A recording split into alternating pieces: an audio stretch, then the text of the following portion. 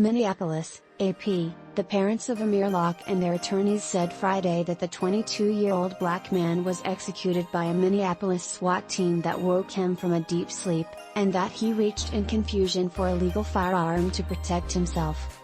Locke's parents, Daunte Locke and Karen Wells, described him as respectful, including to police, and said some of their relatives work in law enforcement. Wells said the couple coached their son on how to act and do what they needed to do whenever they encountered police officers because of the danger to unarmed black males. "My son was executed on 2/2/22, Wells said. And now his dreams have been destroyed.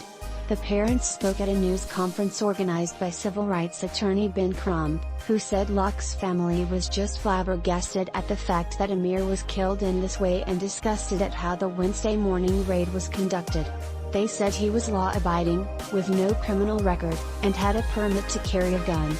They didn't even give him a chance," Crump said, adding that it was shocking that Minneapolis police had not learned from the death of Breonna Taylor, who was killed in a botched raid at her home in Louisville. Police said Locke pointed a loaded gun in the direction of officers. An incident report said he had 2 wounds in the chest and 1 in the right wrist. Body camera video released by police Thursday evening shows the footage in slow motion and at regular speed. It shows an officer using a key to unlock the door and enter, followed by at least 4 officers in uniform and protective vests. Time-stamped at about 6:48 a.m. As they enter, they repeatedly shout, "Police, search warrant."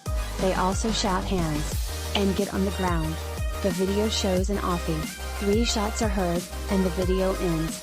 The city also released a still from the video showing Locke holding the gun, his trigger finger along the side of the barrel. The top of Locke's head is barely visible.